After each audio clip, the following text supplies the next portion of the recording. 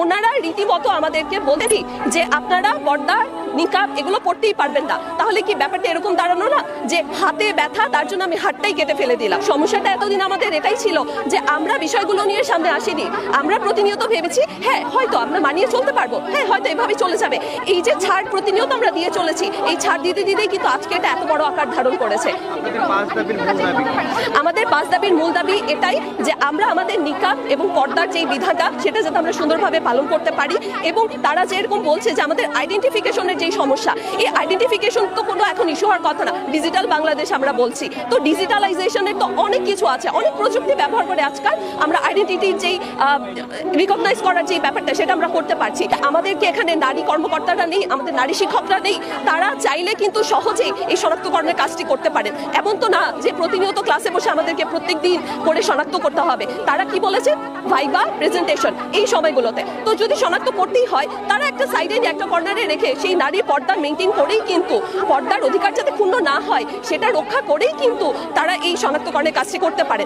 আমার বোনেরা, আপনারা অনেক সম্মানিতা, নিজেদের সম্মান সম্পর্কে সচেতন হন। এই হেজাব আপনার অধিকার, এই হেজাব নারীর অহংকার, হেজাব নারীর আভিজাত্যের প্রতীক, হেজাব নারীর রুচির প্রতীক। আপনার রুচিটা কেমন আপনার পোশাক দেখে বোঝা যায়। কথা কন, যে মেয়েটা হিপ হপ স্টাইলে চলাফেরা করে, গ্যাংনম স্টাইলে, এই মেয়েটারে ইফটিজিং করার সুযোগ আছে না নেই? কিন্তু যে হেজাব মেনটেন করে যেই নারীরা চলে, এদেরকে দেখলেই একটা সম্মান চলে আসে। সুবহানাল্লাহ পড়ে। নারীদেরকে তো ইসলাম মর্যাদা দিয়েছে।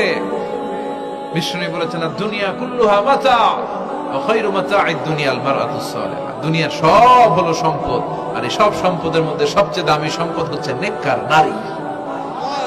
এদের পেটগুলা খনি। এই নেককার নারীগুলো যদি হেজাব মেনটেন করে, এই পেটগুলো থেকে আল্লাহওয়ালা বেরোবে, নাজমুস সাকিব বেরোবে, কারি আহমদ বিন ইউসুফ আল আজহারি বেরোবে, বড় বড় মুফাসসিরে কোরআন বেরোবে।